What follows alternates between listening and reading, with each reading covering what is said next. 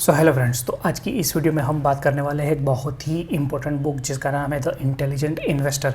और ये बुक जो है वो वॉरेन बफेट जी भी इसको बहुत ही ज़्यादा एडमायर करते हैं। तो आइए स्टार्ट करते हैं। ये पूरी की पूरी बुक की है समरी आज यहाँ पे हम डिस्कस करने वाले हैं, वो भी सिंगल एक वीडियो में। तो आइए स्टार्ट करते हैं। तो यहाँ से मतलब बुक में स्टार्ट करने से पहले यहाँ पे एक डिस्क्लेमर या तो एक डिस्क्लोजर जिसको हम दे सकते हैं कि जहाँ पे हमने ऑलरेडी 6 बुक्स जो आपको स्क्रीन पे दिखाई दे रही है उस सारी की सारी बुक्स का हमने ऑलरेडी वीडियो सीरीज वहाँ पे हमने बना के रखी है, तो वो भी आप प्लीज चेकआउट कीजिएगा। और ये सारी बुक्स ऐसी है कि जहाँ पे आपको एक बार में शायद इसको आपको समझ में ना आए, तो आपको मल्टीपल टाइम्स ये वीडियोस जो है वो आपको देखने पड़ेंगे। तो आशा है कि आप ये वीडियोस जो है जो हमारे चैनल पे अभी हमने डाले हुए हैं उसको आप जरूर से चेकआउट करोगे। तो आइए स्टार्ट करते हैं जो कोर कंटेंट के बारे में। तो सबसे पहले तो जो इन्वेस्टिंग है क्या, मतलब इन्वेस्टिंग ऑपरेशन है क्या। तो यहाँ पे जैसे बेंजामिन ग्रेहाम जी जो है वो यहाँ पे ये चीज बताते हैं कि investment operation is the one which upon thorough analysis promises safety of principal and adequate return.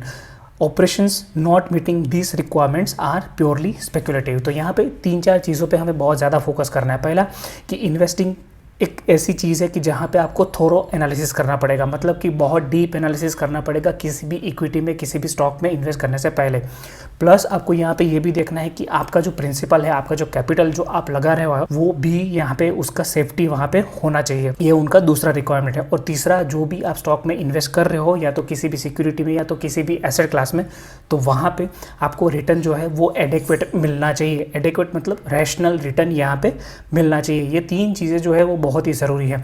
और अगर ये चीज़ों के अलावा अगर हम कुछ भी कर रहे हैं तो वो एक स्पेकुलेशन की तरह कैटेगराइज होगा, यहाँ पे उनका ये कहना है। तो ये था एक इन्वेस्टमेंट क्या है उसकी एक बहुत ही सटीक डेफिनेशन जिसको आप बोल सकते हो। फिर आइए स्टार्ट करते हैं लर्निंग क्या है। तो पहले तो इंटेलिजेंट इन्वेस्टर है कौन, मतलब अगर लेट से अगर कोई आपसे पूछे कि इंटेलिजेंट इन्वेस्टर का मतलब क्या होता है, तो आपको बोलना है कि ये 3 चीजें अगर आपको किसी भी इन्वेस्टर के अंदर अगर आपको दिख गई तो वहां पे आप बोल सकते हो कि वो इंटेलिजेंट इन्वेस्टर है। अभी ये DEP क्या है, DEP मतलब है कि डिसिप्लिन है, वो जो भी बंदा इन्वेस्टिंग कर रहा है वो डिसिप्लिन है। दूसरा है कि वो ईगर टू लर्न है, मतलब वो मार्केट के बारे में, कंपनीज के बारे में, डिफरेंट एसेट क्लास के बारे में, इकोनॉमिक्स के बारे में, ये सारी चीजों के बारे में जानने का वो एक क्यूरियोसिटी रखता है, उसको सीखना है मतलब जितना हो सके। और मार्केट एक ऐसी चीज है कि जहाँ पे लर्निंग नेवर एंड, तो ये एक चीज़ भी हमें यहाँ पे ध्यान रखनी है। तो ये है दूसरा क्राइटेरिया। फिर तीसरा है पेशेंस, मतलब जो भी इन्वेस्टर है उसको अगर मार्केट से पैसा बनाना है तो उसको पेशेंस रखना पड़ेगा। तो अगर आपको 3 चीज़ें अगर किसी एक बंदे में अगर वहाँ पे आपको दिख जाती है तो आपको समझ लेना है कि वो बंदा एक इंटेलिजेंट इन्वेस्टर की तरह हम उसको बोल सकते हैं। आप उसको एज एन इंटेलिजेंट इन्वेस्टर उसको कैटेगराइज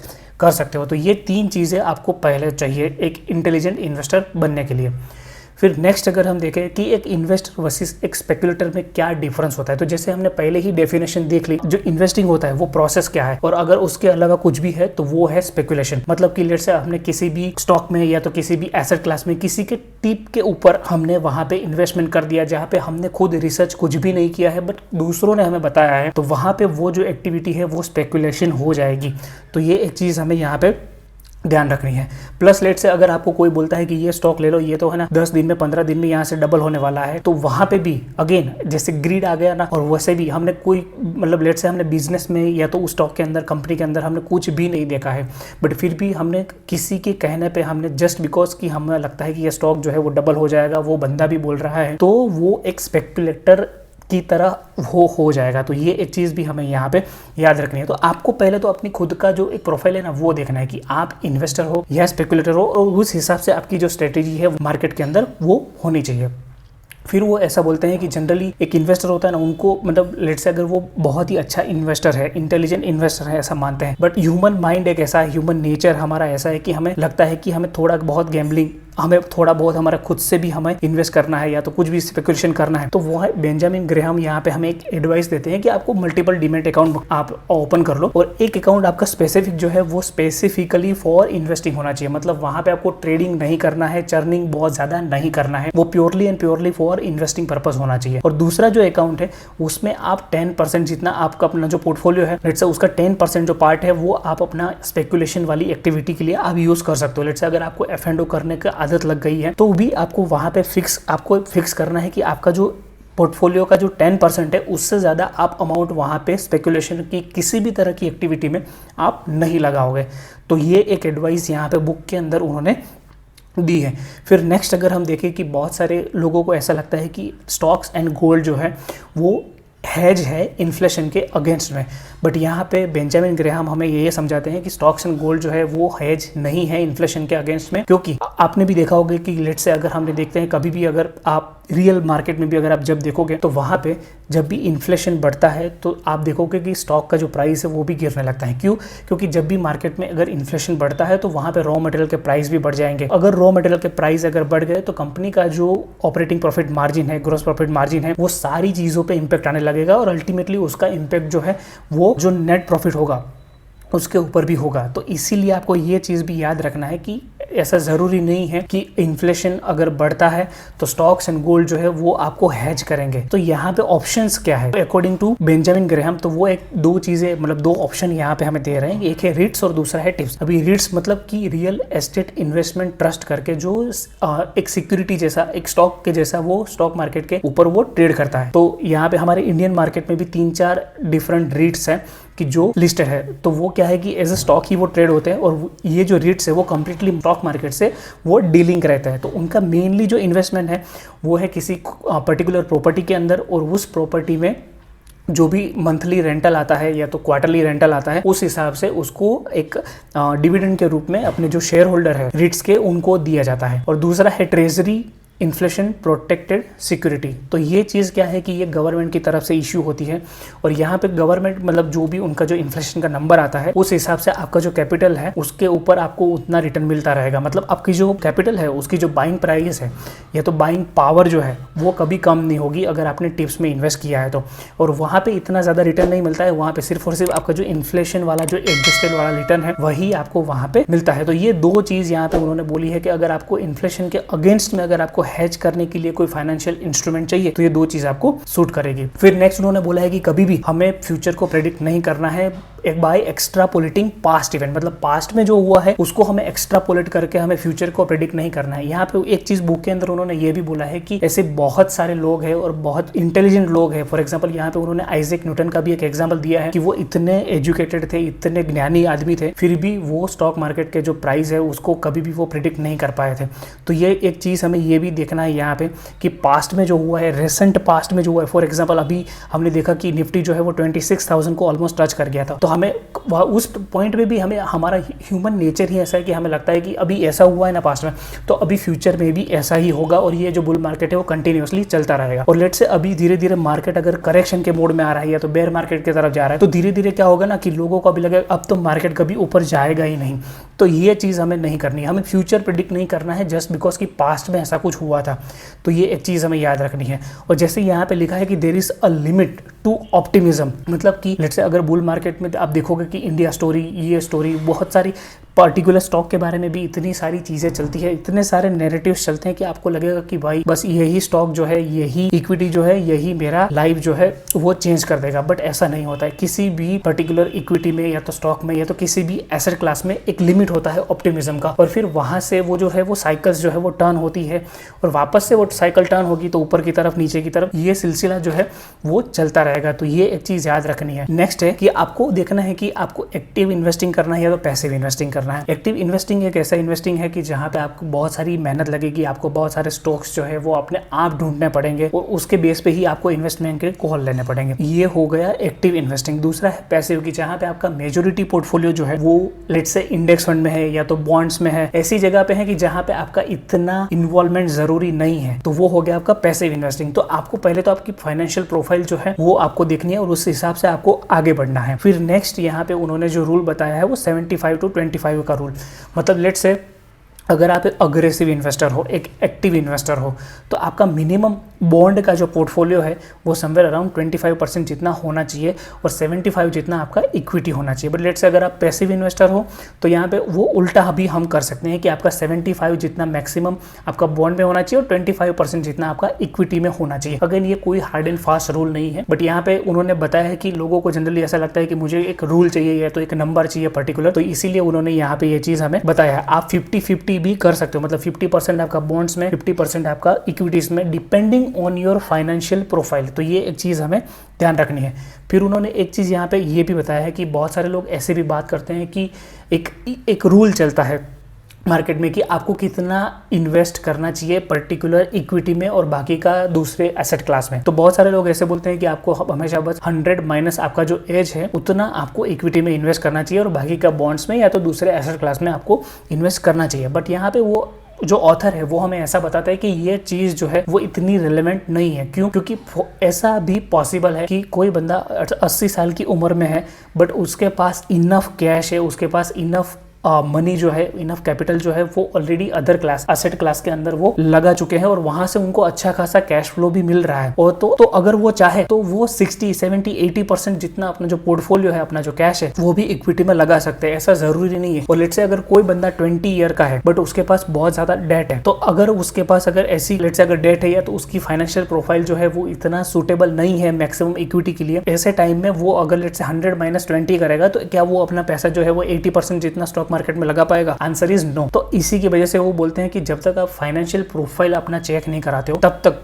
आपको ये रूल जो है वो इतना रेलेवेंट नहीं है। ये एक चीज उन्होंने बताइए। फिर एक चीज उन्होंने ये भी डिस्कस किया है कि रूल ऑफ ऑपोजिट, मतलब कि जब भी मार्केट में सभी लोगों को अगर लगने लगता है कि बस अब तो ये ऊपर ही जाने वाला है तो उसी टाइम पे मार्केट जो है वो नीचे आता है। और जब भी लोगों को लगता है कि नहीं अब तो मार्केट और गिरेगा, अब तो और करेक्शन आने वाला है, बस उसी टाइम पे मार्केट जो है वो घूम जाता है और ऊपर चले जाएगा। तो ये हो गया रूल ऑफ ऑपोजिट। मतलब जो चीज लोगों को लगता है, जो चीज बहुत ही ऑब्वियस है, ऐसी चीज मार्केट में नहीं होगी, या तो अगर हो भी रही है तो वो धीरे धीरे बंद हो जाएगी। ये एक चीज उन्होंने यहाँ पे बताइए।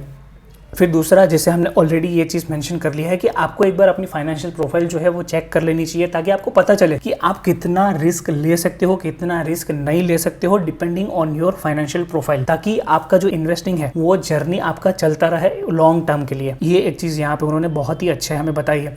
प्लस उन्होंने बहुत सारे और क्राइटेरिया भी हमें यहाँ पे दिए हैं कि आपको 100% इक्विटी में कब जाना चाहिए। 100% इक्विटी में अगर लेट्स से बहुत सारे लोग ऐसा बोलते हैं कि मुझे 100% इक्विटी, मतलब मेरे पास जितना भी पैसा है, जितना भी कैपिटल है, वो मुझे सिर्फ और सिर्फ एक एसेट क्लास इक्विटी में रखना है। तो ऐसा आपको कब करना चाहिए, उसके लिए उन्होंने 2-3 चीज़ें यहाँ पे हमें बताई है। पहला तो ये है कि उन्होंने ये बताया कि आपने इनफ इमरजेंसी फंड आपने ऑलरेडी बना के रखा है कि जो आपकी फैमिली को काम आएगा। अभी स्टॉक मार्केट एक ऐसी जगह है कि जहाँ पे फिक्स इनकम नहीं मिलती है, तो ऐसे टाइम में आपकी फैमिली को सरवाइव करने के लिए कुछ कैश फ्लो आपको एवरी मंथ चाहिए रहेगा। तो क्या उसके लिए आपने ऑलरेडी कुछ सेटअप किया हुआ है? दूसरा, क्या आपके पास इमरजेंसी फंड है? लेट्स से कल उठ के अगर कुछ लेट्स से अगर हॉस्पिटलाइजेशन का या ऐसा कुछ भी इंश्योरेंस आपके पास है क्या, वो चीज़ भी है। प्लस उन्होंने ये भी बोला है कि आपके पास इनफ नॉलेज है स्टॉक मार्केट का। और इसके अलावा भी और उन्होंने एक चीज़ ये बताई कि आपने पास्ट की बुल मार्केट, बेयर मार्केट, ऐसी 2-3 साइकिल्स देखी है क्या। अगर ये सारी चीज़ों पे अगर आपका चेकबॉक्स अगर है तो ही आपको 100% इक्विटी में जाना चाहिए। ऐसा यहाँ पे इंटेलिजेंट इन्वेस्टर जो हम लिखी है बेंजामिन ग्रेहम ने, वो हमें यहाँ पे बताते हैं। तो ये 3-4 क्राइटेरिया हमें ध्यान में रखने चाहिए। फिर वो ऐसा भी बोलते हैं कि यहाँ पे देखा है कि ग्रोथ स्टॉक, ऐसी बहुत सारी चर्चा होती है कि ग्रोथ स्टॉक है, ये स्टॉक जो है ना वो ग्रोथ स्टॉक है। अभी ग्रोथ स्टॉक का मतलब क्या होता है कि वो एक ऐसा स्टॉक है कि जो कॉमन स्टॉक, मतलब जैसे एस्टेब्लिश कंपनी हो गई बड़ी बड़ी, उससे भी ज़्यादा या तो जो इकोनॉमी है उससे थोड़ा बहुत परसेंटेज ज़्यादा वो ग्रोथ करती है अपने प्रॉफिट में, तो हम उसको ग्रोथ स्टॉक उसको बोल सकते हैं। यहाँ पे ऐसा उनका यहाँ पे कहना है। प्लस आपका जो आइडियल नंबर ऑफ स्टॉक्स कितना होना चाहिए, मतलब पोर्टफोलियो के अंदर आपके पास कितने नंबर ऑफ स्टॉक्स होने चाहिए। तो अकॉर्डिंग टू बेंजामिन ग्रेहम ऐसा बोलते हैं कि वहाँ पे आपको 10 to 30 जितने स्टॉक्स जो है वो एक आइडियल नंबर है, मतलब 30 से ज़्यादा नहीं होना चाहिए, ऐसा यहाँ पे उनका मानना है। और हाउ मच टू पे, मतलब वैल्यूएशन कितना देना है हर स्टॉक को, वो भी हम आगे की स्लाइड में देखेंगे। बट आपको वैल्यूएशन जो है वो चेक करना है, आपको नंबर ऑफ स्टॉक्स जो है वो भी आपको कंट्रोल में रखना है। ऐसा नहीं है कि आपने किसी ने बोल दिया कि ये ले लो, किसी ने बोल दिया वो ले लो, ऐसे कर करके हमने 80-100 स्टॉक का पूरा ही जू बना लिया है, ऐसा नहीं करना है। नेक्स्ट है एक कोट जो बुक के अंदर बहुत ही मुझे अच्छा लगा था, वो है कि no CEO ever deserves to make himself rich if he has produce poor result for you. मतलब कोई प्रमोटर ने अगर अपने शेयर होल्डर के लिए कभी अच्छी वेल्थ क्रिएट ही नहीं की है तो उसके पास कोई भी राइट नहीं है कि वो अच्छी खासी सैलरी अपने शेयर होल्डर से ले, अपनी कंपनी से ड्रॉ करे। तो ये एक चीज हमें याद रखनी है। फिर अगर हम कंटिन्यू करें अपनी लर्निंग के ऊपर, तो उन्होंने बोला है कि सबसे अच्छा अगर कोई इन्वेस्टिंग का रास्ता है तो वो ये है कि डॉलर कॉस्ट एवरेजिंग, जिसको हम हमारे इंडियन लैंग्वेज में जिसको हम सिप बोलते हैं, सिस्टमेटिक इन्वेस्टमेंट प्लान, जो हम हर महीने सेम अमाउंट हमारी जो फंड्स है वहां पे हम करते हैं। तो यहाँ पे वो ऐसा बोलते हैं कि आपको इंडेक्स फंड जितने भी रहते हैं ना, और वो भी लो कॉस्ट इंडेक्स फंड, वहां पे आपको डॉलर कॉस्ट एवरेजिंग मतलब आपको SIP करनी चाहिए, ऐसा यहाँ पे उन्होंने बोला है। प्लस उन्होंने ये भी बोला है कि most of the people, majority of the investors के लिए इंडेक्स फंड में डॉलर कॉस्ट एवरेजिंग या तो SIP बहुत ही बढ़िया चीज है, ये ही आपको करना चाहिए। और ऐसा आप क्यों करना चाहिए वो भी हम देखेंगे। फिर यहाँ पे उन्होंने 4 चीज़ें बताई कि लेट से अगर आपको कॉमन स्टॉक में अगर इन्वेस्ट करना है, आपको खुद से स्टॉक्स वगैरह पिक करने हैं तो कैसे करने चाहिए। तो यहाँ पे उन्होंने 4 रूल्स बताए। तो सबसे पहला रूल जैसे हमने देख लिया कि 10 to 13 जितने स्टॉक्स आपके पास होने चाहिए। दूसरा है कि relatively large but unpopular companies, मतलब जो आउट ऑफ फ्लेवर कंपनीज है कि जहाँ पे वैल्यूएशन हमें अच्छा मिलेगा बट अभी फ्लेवर में नहीं है, तो ऐसी कंपनी में आपको इन्वेस्ट करना चाहिए। तीसरा क्राइटेरिया ये है कि आपको डिविडेंड पे आउट भी देखना है, मतलब डिविडेंड कंपनी कितना देती है, कंपनी ने पास्ट में कब से डिविडेंड देना स्टार्ट किया है, क्या अभी भी दे रही है, कंपनी ने पास्ट में कभी कभी डिविडेंड को स्टॉप कर दिया है क्या, क्यों कर दिया है, ये सारी चीजें आपको देखनी है। तो ये हो गया 3 क्राइटेरिया। और चौथा है वैल्यूएशन, वैल्यूएशन कितना देना है वो भी हम देखेंगे। फिर उन्होंने यहाँ पे ये बोला है, लेट से अगर आपने मार्केट में इन्वेस्टमेंट करना स्टार्ट किया तो आप कितना पैसे कमाओगे, कितना रिटर्न आप जनरेट करोगे, उसका मेन जो डिपेंडेंसी है वो 3 चीज़ों पे है। पहला है टेम्परामेंट, मतलब आपका टेम्परामेंट, मतलब आपका बिहेवियर। जब स्टॉक मार्केट ऊपर जाएगा तो आप एक्साइट हो जाते हो। लेट से स्टॉक मार्केट अभी जैसे अभी थोड़ा डाउन आया है, थोड़ा करेक्शन आया है, तो क्या आप पैनिक करते हो, पैनिक में सेल कर देते हो। तो ये है टेम्परामेंट, मतलब आपका बिहेवियर वाला जो पार्ट है वो है आपका टेम्परामेंट वाला पार्ट। दूसरा है ई मतलब यहाँ पे है एक्सपीरियंस, मतलब आपको मार्केट में कितना एक्सपीरियंस है। फॉर एग्जांपल अभी जैसे हम देख सकते हैं कि बहुत सारे लोग कोविड के बाद आया है, तो अभी जैसे ही मार्केट अभी धीरे धीरे नीचे जा रहा है तो उनको पता नहीं है कि अभी क्या करना है, क्योंकि उन्होंने कभी साइकिल्स देखी ही नहीं है। तो ये एक चीज है, मतलब आपको एक्सपीरियंस कितना है स्टॉक मार्केट के अंदर, वो एक दूसरा फैक्टर है।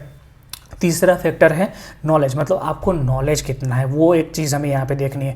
तो ये है 3 चीज़ें TEK। तो ये 3 चीज़ों पे आपको फोकस करना है कि इसके ऊपर ही आपका जो रिटर्न है वो फाइनलाइज होगा। तो ये चीज़ें भी आपको ध्यान में रखनी है। फिर उन्होंने एक चीज़ यहाँ पे ये भी बताई है कि बहुत सारे लोग ऐसा बोलते हैं, इंक्लूडिंग पीटर लिंच ने भी ये चीज़ बताया है कि by what you know, but वहाँ पे वो एक चीज़ हमें बताना भूल गए कि by what you know but also check financials. मतलब आपको पता है बहुत सारी प्रोडक्ट्स ऐसी है कि जो हम डेली लाइफ में यूज करते हैं। For example Paytm was one example, again no recommendation here, कि वहाँ पे बहुत सारे लोगों को लगा कि ये पेटीएम जो है वो तो हम हर रोज इसको यूज करते हैं, तो ये हम IPO में पैसा लगाते हैं या तो इसके स्टॉक्स में इन्वेस्ट करते हैं। बट आज हम देख सकते हैं कि IPO प्राइस से पेटीएम का जो स्टॉक है वो अभी भी मतलब वो उस प्राइस पर नहीं पहुंचा है और उसने अच्छा खासा वेल्थ का डिस्ट्रक्शन ऑलरेडी कर दिया है। मतलब bye what you no is right, मतलब कि आपको ऐसी चीज़ों या तो ऐसी बिजनेसेस में आपको इन्वेस्ट करना है कि जो आप यूज करते हो, बट आपको वहाँ पे उस कंपनी के फाइनेंशियल्स भी देखने हैं, उसके बाद ही आपको फाइनल कॉल लेना है। ये एक चीज़ हमें याद रखनी है।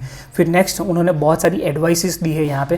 पहला है उन्होंने बोला है कि आपको IPO में इन्वेस्ट नहीं करना है। अभी IPO में इन्वेस्ट क्यों नहीं करना है, उसके पीछे मल्टीपल रीजंस है। तो यहाँ पे एक रीज़न अगर हम यहाँ पे देखें तो वो है कि जब भी अगर कोई कंपनी अगर मार्केट में आती है तो वो अपना जो एक हिस्सेदारी है ना वो बेचती है। यहाँ पे बेंजामिन ग्राहम ऐसा कहते हैं कि अगर आपका बिजनेस अगर इतना ही अच्छा है तो आपको IPO की जरूरत ही नहीं है, आपको शेयर होल्डर के पैसे की जरूरत ही नहीं है। आप उससे बेटर है कि आप डेट ले लो मार्केट से या तो बैंक से या तो मतलब ऐसी जगह से, आपको हिस्सेदारी बेचने की जरूरत नहीं। बट फिर भी वो क्यों करते हैं, क्योंकि वो जब IPO आते हैं तो वो इनसेन वैल्यूएशन पे आते हैं। ये एक चीज़ हमें देखना है। और अभी रिसेंट टाइम में तो ऐसा हो गया है कि प्राइवेट इक्विटी वाले जो प्लेयर हैं उन्होंने पहले ही कंपनी में इन्वेस्ट किया होता है और कंपनी जो एक बड़ी हो जाती है तो वहाँ पे उनको अगर एग्जिट चाहिए तब भी वो मार्केट में आते हैं। तो ये एक चीज़ भी हमें देखना है। और इसी की वजह से आपको जब भी आप किसी IPO में इन्वेस्ट करते हो तो वहाँ पे आपको प्राइजेस बहुत ही हाई मिलेंगे, वैल्यूएशन बहुत ही हाई मिलेंगे। तो ये एक चीज़ है, इसीलिए आपको IPO में इन्वेस्ट नहीं करना चाहिए। फिर वो बोलते हैं कि आपको इंट्राडे मतलब डे ट्रेड जैसा भी आपको नहीं करना चाहिए। एक एज एन इंटेलिजेंट इन्वेस्टर आपको ये सारी चीज़ें जो है वो आपकी फिलोसॉफी के अंदर बाधा डाल सकती है, इसीलिए वो बोलते हैं कि आपको ये डे ट्रेडिंग इंट्राडे ये सब आपको करने की ज़रूरत नहीं है। फिर बहुत सारे लोग क्या करते हैं ना, जब वो बॉन्ड वाला कंपोनेंट में जब वो इन्वेस्ट करना स्टार्ट करते हैं तो उनको जनरली हाई यील्ड बॉन्ड जो रहते हैं वहाँ पे उनको लगता है कि यहाँ से हमें अच्छा खासा पैसा मिल सकता है। तो हाई यील्ड बॉन्ड्स जनरली वो होते हैं जहाँ पे वो जंक बॉन्ड्स टाइप होते हैं, मतलब वो कंपनियां जो है वो ऑलमोस्ट बैंकरप्सी की कगार पे रहती है। तो ऐसे टाइम पे उनके जो यील्ड है वो हाई रहते हैं। बट यहाँ पे बेंजामिन ग्राहम का हमें ये एडवाइस है कि आपको जंक बॉन्ड में इन्वेस्ट नहीं करना है। और तो कहाँ पे इन्वेस्ट करना है, जो 3 फील्ड उन्होंने बोला है कि एक है अनपॉपुलर स्टॉक, मतलब ऐसे स्टॉक की जो आउट ऑफ फ्लेवर है एज ऑफ नाउ, ऐसे स्टॉक में आपको इन्वेस्ट करना है। दूसरे है बार्गेन्स, बार्गेन्स मतलब कि जहां पे हमें वैल्यूएशन रीजनेबल मिल रहा है, तो ऐसे टाइम पे भी आपको इन्वेस्ट करना चाहिए। और तीसरा है स्पेशल सिचुएशन। अभी स्पेशल सिचुएशंस वाले जो स्टॉक है, मतलब कहीं पे मर्जर एंड एक्विजिशन हो रहा है, कहीं पे लेट्स से कुछ स्पिन ऑफ हो रहा है, तो ऐसे ही सिचुएशंस में आपको इन्वेस्टमेंट करना चाहिए, यहाँ पे ऐसा उनका मानना है। बट स्पेकुलेशन नहीं करना है, ये एक चीज भी हमें याद रखनी है। फिर नेक्स्ट उन्होंने बोला है कि हमें टाइम नहीं करना है मार्केट को, क्योंकि मार्केट में इतने सारे मूविंग वेरिएबल्स है, मूविंग पार्ट्स है, कि जहां पे कोई एक बंदा या तो मल्टीपल अगर लोग भी अगर वहां पे बैठेंगे तो भी वो मार्केट को टाइम नहीं कर पाएंगे। तो ये एक चीज यहाँ पे उन्होंने बोला है। फिर अगर हम ग्रोथ स्टॉक्स के बारे में अगर बात करें तो वहां पे हमें एक चीज ये भी याद रखनी है कि great business does not mean great investment. ये एक चीज आपको ध्यान रखनी है। क्यों? क्योंकि ग्रेट बिजनेस जो है, लेट्स से अगर वो ग्रेट मैनेजमेंट भी चल रहा है तो वहां पे भी वैल्यूएशन जो है वो हमें अच्छे नहीं मिलेंगे, तो उसी की वजह से वो हमारा अच्छा इन्वेस्टमेंट नहीं होगा। भले ही वो बिजनेस जो है वो बहुत ही अच्छा है, बट अगर हमारा इन्वेस्टमेंट एक सही प्राइस पे, अगर हमारा एंट्री वैल्यूएशन अगर सही प्राइस पे नहीं है तो वो इन्वेस्टमेंट सही नहीं होगा। ये एक चीज़ भी हमें ध्यान भी रखनी है। फिर उन्होंने बोला है कि आप जब भी इन्वेस्ट करते हो तो आपको डाइवर्सिफाई करना है अब्रॉड भी। मतलब ऐसा नहीं है कि आपका 100% जो पोर्टफोलियो है वो सिर्फ और सिर्फ इंडिया में हो। मतलब आपको कुछ स्टॉक्स या तो कुछ इंडेक्स फंड या तो ETFs आपको बाहर के जो बाहर के कंट्रीज है, फॉर एग्जांपल वियतनाम है या ब्राज़ील है या US है, तो ऐसी कंट्रीज के ETFs या तो इंडेक्स फंड भी आपके पास होने चाहिए। मतलब कुछ पोर्शन, आपका कैपिटल का कुछ पोर्शन जो है वो बाहर भी होना चाहिए, अब्रॉड भी होना चाहिए। और ऐसा यहाँ पे उन्होंने एग्जाम्पल जो लिया है वो है जापान का, कि जापान में अगर लेट्स से अगर कोई बंदे ने अगर इन्वेस्टमेंट स्टार्ट किया था इंडेक्स फंड में, तो बहुत सालों तक, मतलब बहुत, आई थिंक 20-30 सालों तक उस इंडेक्स फंड के अंदर कुछ भी रिटर्न नहीं आया था। और इसी की वजह से उनका ये एडवाइस है कि आपको अपना जो कंट्री का जो रिस्क है वो भी थोड़ा डाइवर्सिफाई करना चाहिए। फिर नेक्स्ट उन्होंने बोला है कि आपको मिस्टर मार्केट जो है उनसे डिटैच हो जाना है। मतलब उनसे इतना अटैचमेंट रखना ही नहीं है कंप्लीटली, वो चाहे ऊपर जाए नीचे जाए, हमें हमारा जो स्टॉक है अगर वो अगर लेट्स से अगर आपको बाय करना है तो अगर आपको वैल्यूएशन बहुत ही सही मिलता है तभी आपको लेना है। अगर वो ऊपर जाता है तो उसको जाने दो, अगर वो नीचे जाता है तो उसको जाने दो, हमें कोई उससे इतना मतलब नहीं रखना है। You need to completely detach yourself from mister market. और वहाँ पे उन्होंने ऐसा बोला है कि मिस्टर मार्केट को हमें हमारा मास्टर नहीं बनाना है, हमें उनको हमारा सर्वेंट बनाना है, वो हमारे लिए काम करता है, ऐसा हमें सोचना है। तो ये एक चीज भी हमें याद रखनी है। तो यहाँ पे उन्होंने केस दिया है बर्कशायर हाथवे वर्सेस नस्डैक का। तो नस्डैक से यूफोरिया चल रहा था उस टाइम पे टेक्नोलॉजी स्टॉक्स के अंदर, उस टाइम पे बर्कशायर हाथवे जो है वो ओल्ड इकोनॉमी वाले जो स्टॉक्स थे वो कंटिन्यूअसली बाय करते थे, और नस्डैक जब गिरा बहुत ही अच्छे से ऊपर से नीचे, तो वहां पे बर्कशायर हाथवे जो है वो कंटिन्यूअसली गेन कर रहा था। तो ये एक चीज हमें यहाँ पे ध्यान रखनी है। और अगेन वन मोर कोट कि अगर एक इंटेलिजेंट इन्वेस्टर मतलब फुल्ली कंफर्टेबल रहेगा, अगर स्टॉक मार्केट 10 साल के लिए अगर हमें कोई भी कोट्स ना दे, कोई भी प्राइस ना दे, हमने जो स्टॉक में इन्वेस्ट किया हुआ है वो वैसे का वैसा रहे तो भी वो कंफर्टेबल रहेगा। नेक्स्ट अगर हम स्टार्ट करें कि आपको फोकस करना है कंट्रोल दी कंट्रोलेबल, मतलब कि आपको मतलब ऐसी चीज़ों, आप स्टॉक मार्केट में जो स्टॉक की जो प्राइसेस है क्या आप उसको कंट्रोल कर सकते हो? आप उसको कंट्रोल नहीं कर सकते हो। क्या आप फेड कितना इंटरेस्ट रेट बढ़ाएगा काटेगा, क्या आप उसके ऊपर कंट्रोल कर सकते हो? क्या कल पुतिन जो है वो अपनी वॉर बंद कर देंगे? हमें नहीं पता है। क्या वो हम कंट्रोल कर सकते हैं? आप नहीं कर सकते हो। तो आपको क्या करना है? आपको कंट्रोल दी कंट्रोलेबल, मतलब आपके जो इमोशंस है उसको आप कंट्रोल कर सकते हो। दूसरा, आप अपनी इनकम जो है उसको आप कंट्रोल कर सकते हो। तीसरा, आप अपना नॉलेज जो है वो आप बढ़ा सकते हो। तो ऐसे आपको फोकस करना है आपके जो कंट्रोलेबल है उसके ऊपर, जो आपके हाथ में नहीं है उसको आपको छोड़ देना है। और यहाँ पे एक चीज़ उन्होंने ये भी बताया है कि मार्केट में ऐसा नहीं है कि आपको मार्केट में मतलब इंडाइसिस है उनको आपको बीट करना ही है, आपको दूसरे फंड मैनेजर है उसको आपको बीट करना है। Nobody cares if you are beaten the market. मतलब यहाँ पे तो उन्होंने ऐसा भी लिखा है कि आपकी ग्रेव पे भी ऐसा नहीं लिखा जाएगा कि आपने निफ्टी 50 को बीट किया है, ऐसा कोई नहीं लिखेगा आपकी ग्रेव पे। ये ऐसा भी यहाँ पे उन्होंने बुक के अंदर बोला है।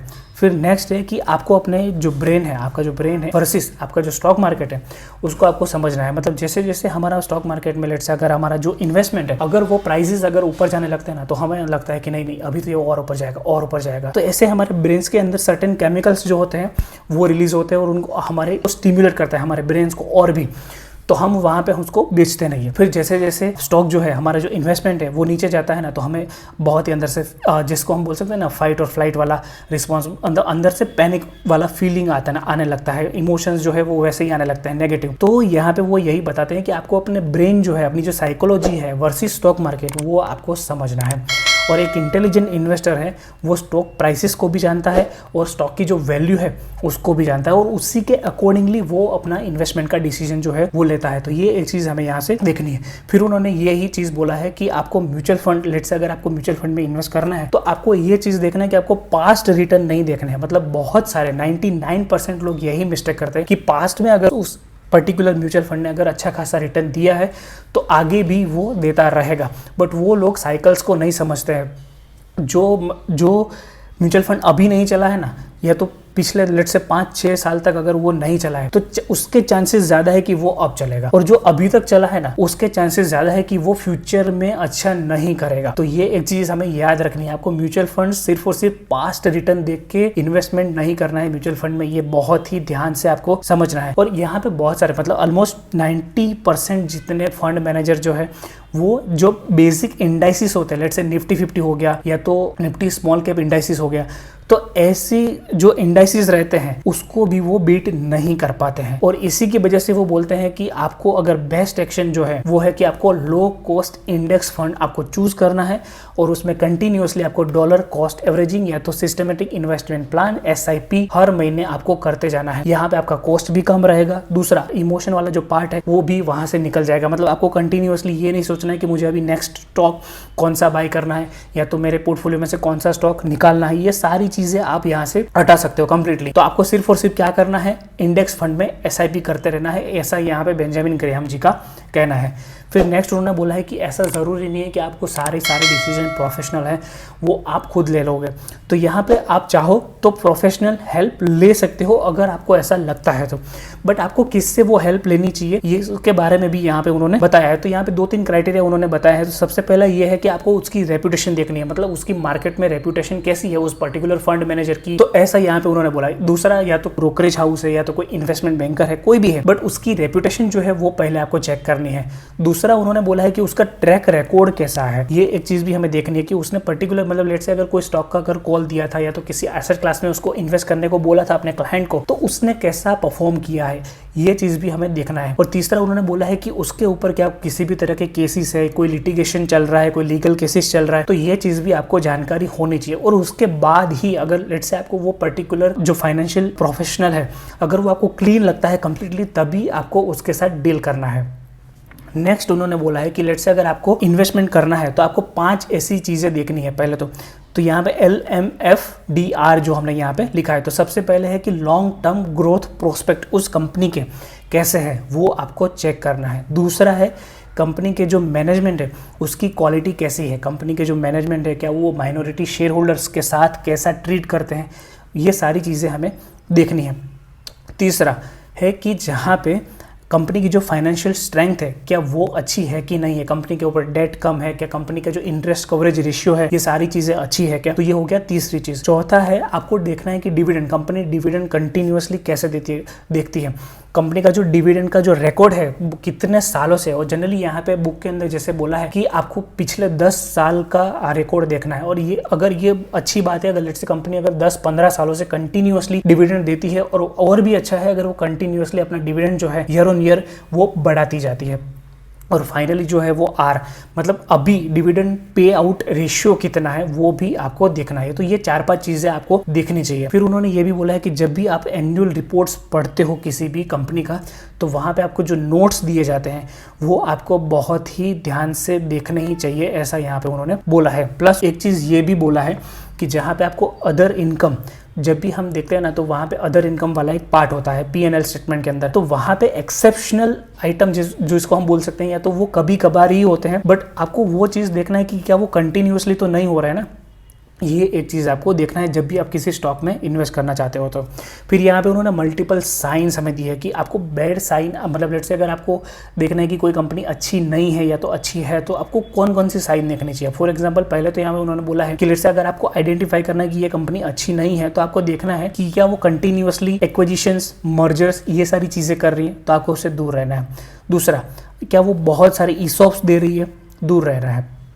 कंपनी के ऊपर बहुत ज़्यादा डेट है, दूर रहना है। कंपनी का जो cash flow from operating activity है क्या वो कंटिन्यूअसली नेगेटिव है, दूर रहना है। कंपनी कंटिन्यूअसली फ्रिक्वेंटली, मतलब जिसको हम बोल सकते हैं कि वो स्प्लिट या तो बोनसेस देती रहती है बात बात पे, तो ऐसी कंपनी से दूर रहना है। फिर तो गुड साइंस क्या है कि कंपनी के ऊपर एक मोट है, कंपनी के पास एक अच्छा खासा मोट है कि जहाँ से वो कंटिन्यूअसली प्रॉफिट जो है वो बढ़ाते जा रहा है, अच्छे साइन है। दूसरा कि अर्निंग्स का जो ग्रोथ है वो स्टेडी है, मतलब ऐसा नहीं है कि कभी कभार अर्निंग्स बहुत ही ज़्यादा आ रही है, कभी कभार अर्निंग्स कंप्लीटली कोलैप्स हो रही है, नहीं, अगर स्टेडी अर्निंग्स है गुड साइन। कंपनी अपने आप पे, मतलब कंपनी रिसर्च एंड डेवलपमेंट में अच्छा खासा स्पेंड कर रही है, अच्छी बात है। कंपनी का cash flow from operating activity continuously बढ़ रहा है या तो स्टेबल है, अच्छी बात है। कंपनी डिविडेंड दे रही है कंटिन्यूअसली अपने शेयर होल्डर्स को रिवॉर्ड करने के लिए, अच्छी बात है। कंपनी बायबैक्स कर रही है, अच्छी बात है। तो ऐसे कुछ कुछ साइंस है जो हमें देखना चाहिए। फिर लेट्स से अगर कोई डिफेंसिव इन्वेस्टर है, मतलब वो इतना एक्टिव नहीं, मतलब पैसिव वाला इन्वेस्टर है, तो लेट्स से अगर उसको भी अगर स्टॉक मार्केट में इन्वेस्ट करना है, अपने आप से चूज करना है, तो यहाँ पे उन्होंने वैल्यूएशन क्राइटेरिया वगैरह यहाँ पे दिए हुए हैं। पहला तो उन्होंने बोला है कि लार्ज होनी चाहिए, रिलेटिवली अनपॉपुलर होनी चाहिए। दूसरा उन्होंने बोला है कि जो कंपनी के करंट एसेट्स हैं वो 2 टाइम्स होने चाहिए उसकी करंट लायबिलिटीज से, ये दूसरा क्राइटेरिया है। तीसरा है कि अर्निंग का जो स्टेबिलिटी है वो भी अच्छा खासा होना चाहिए और अर्निंग्स में ग्रोथ भी होना चाहिए। चौथा है company should be dividend paying company. और अगर let's say price to earning multiple के बारे में अगर बात करें तो उन्होंने बोला है कि 15 से ज़्यादा आपको पे नहीं करना है, और प्राइस टू बुक वाला जो रेशियो है वो समवेयर अराउंड 1.5 होना चाहिए, उससे ज़्यादा नहीं होना चाहिए। फिर लेट्स से अगर कोई एक्टिव इन्वेस्टर है तो उसको क्या क्या चीज़ें देखनी है, तो उसको रिटर्न ऑन इन्वेस्टेड कैपिटल, या तो हमारे यहाँ जैसे ROCE का नंबर आता है वो आपको चेक करना चाहिए। और यहाँ पे let's say in Indian environment ROCE का जो नंबर है वो somewhere around has to be more than 15%।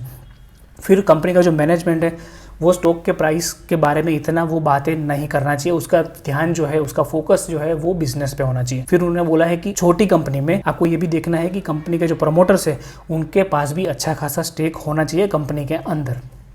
फिर एक कोट है मार्जिन ऑफ सेफ्टी। अभी इसका मतलब क्या होता है? इसका मतलब है कि आपको हाई प्राइस पे नहीं करनी है, हाई वैल्यूएशन पे नहीं करना है, और इसी की वजह से आपका जो वेल्थ डिस्ट्रक्शन है उसके चांसेस बहुत ही कम हो जाएंगे। फिर नेक्स्ट है कि जहाँ पे उन्होंने बोला है कि जब भी आप किसी कंपनी में इन्वेस्ट करते हो तो उसका जो कैपिटल स्ट्रक्चर है वो आपको हमेशा दिखना चाहिए। अभी यहाँ पे कैपिटल स्ट्रक्चर का मतलब क्या होता है? कैपिटल स्ट्रक्चर मतलब कि कंपनी ने डेट कितना ली है, कंपनी कितना ESOPs दे रही है, कंपनी कितने नए शेयर्स इश्यू कर रही है, QIP कर रही है, ये सारी चीज़ें आपको देखनी चाहिए और उसी के बाद ही आपको यहाँ पे कॉल लेना चाहिए। फॉर एग्जांपल मैंने ऐसी बहुत सारी कंपनीज देखी है कि जिसके ऊपर बहुत ज़्यादा डेट है, प्लस वो डेट जो है वो ईयर ऑन ईयर बढ़ता जा रहा है, बट फिर भी कंपनी जो है वो अपने शेयर होल्डर्स को डिविडेंड दे रही है। नाउ ये एक अच्छा साइन नहीं है, तो ऐसी कंपनी से मैं जनरली दूर रहना ही पसंद करता हूँ। फिर नेक्स्ट है कि उन्होंने ऐसा भी बोला है कि जब भी आप एनुअल रिपोर्ट या तो ऐसी कोई क्वार्टरली रिजल्ट या तो ऐसा कुछ अगर पर्टिकुलर अनाउंसमेंट अगर आप पढ़ते हो तो वहाँ पे आपको फुट नोट्स रहती है वो आपको ज़रूर पढ़नी चाहिए, क्योंकि वहाँ पे मल्टीपल चीज़ें ऐसी हैं कि जो डायरेक्टली उस प्रेजेंटेशन के अंदर या तो उस एनुअल रिपोर्ट के अंदर वहाँ पे मेंशन नहीं की होगी, बट वो फुट नोट्स के अंदर मेंशन की होगी।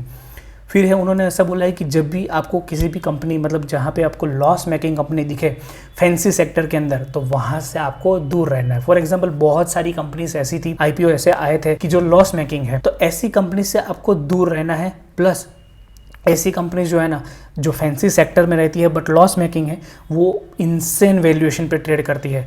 तो यहाँ पे जैसे उन्होंने याहू का एक एग्जांपल यहाँ पे दिया था, तो याहू जो था अभी वो मतलब उस टाइम पे भी लॉस मेकिंग कंपनी थी और फिर भी वो बहुत ही ज़्यादा ही अर्निंग मल्टीपल पे वो ट्रेड कर रही थी।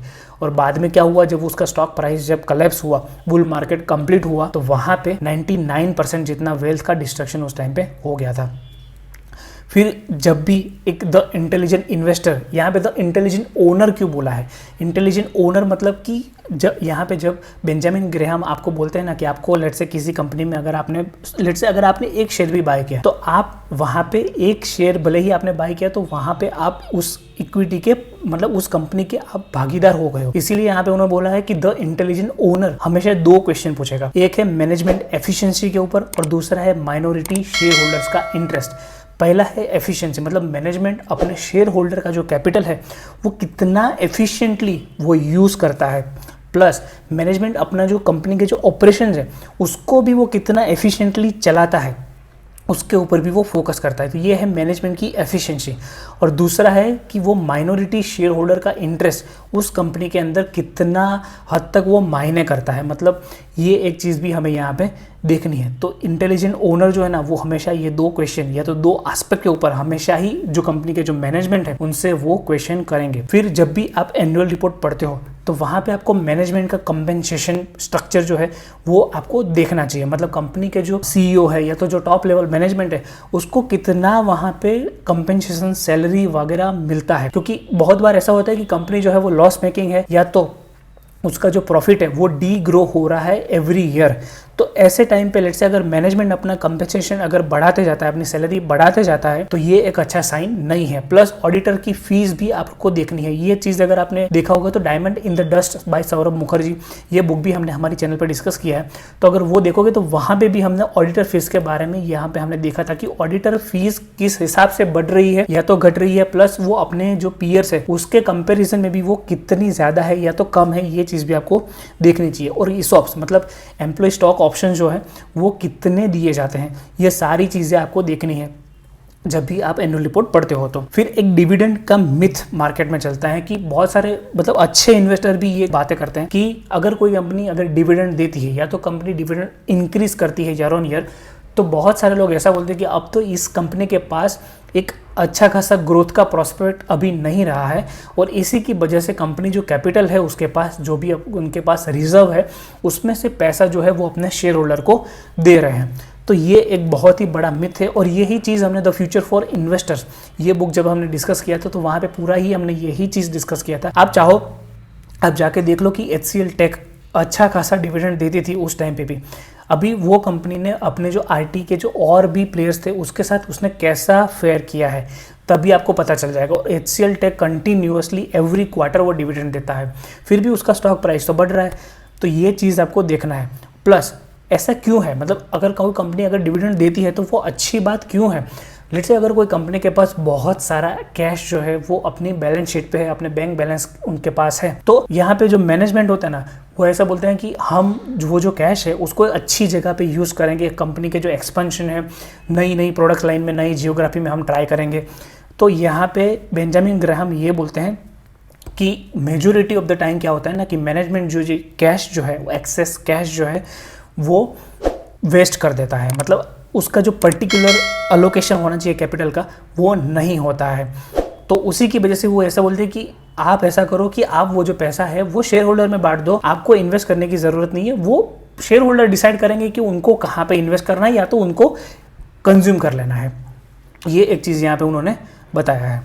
फिर उन्होंने ये भी बोला है कि risk is not in our stocks but in ourselves, मतलब यहाँ पे बुक के अंदर तो उन्होंने ऐसा भी बोला है कि सबसे बड़ा एनिमी जब भी इन्वेस्टिंग के बारे में हम बात करते हैं तो वो हम है। तो ये एक चीज़ है यहाँ पे हमें याद रखनी है। और ये ऐसा क्यों बोला, ये एक बिहेवियरल एस्पेक्ट है कि जब मार्केट नीचे जा रहा है, जब कंपनी के जो स्टॉक्स है जब सेल लगता है तो हम बाय नहीं करते हैं, हमें पैनिक करते हैं, हम एग्जिट करते हैं। और जब ऊपर जा रहा होता है, जब एक्चुअली में बाय करने का टाइम नहीं है, जब एक्चुअली में सेल करने का टाइम है, तब हम बाय करना पसंद करते हैं। तो इसी की वजह से वो बोलते हैं कि रिस्क जो है ना वो स्टॉक में नहीं बट हमारे अंदर है, हमारे बिहेवियरल पैटर्न के अंदर है। तो ये एक चीज़ हमें यहाँ पे ध्यान रखनी है।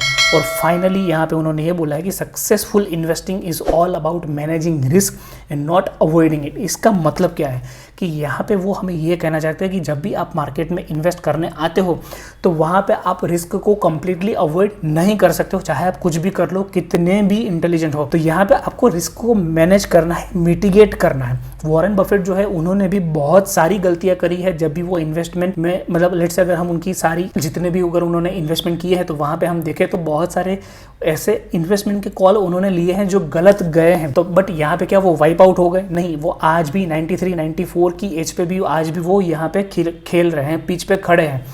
इसका मतलब क्या है कि उन्होंने अपना जो रिस्क है वो मैनेज किया है, अवॉइड आप कर ही नहीं सकते हो। तो ये एक चीज़ हमें यहाँ पे ध्यान रखनी है। So that was all for this presentation. I hope कि ये बुक का जो क्रक्स है वो हमने यहाँ पे आपके सामने रख दिया है। और अगर कोई भी क्वेश्चन है तो प्लीज़ आप उसको कमेंट सेक्शन में डालना। आप फीडबैक अगर कोई है तो भी आप उसको कमेंट सेक्शन में डालना, हम ट्राई करेंगे उसको आंसर करने का। आई होप कि वीडियो आपको अच्छा लगा होगा। Thank you.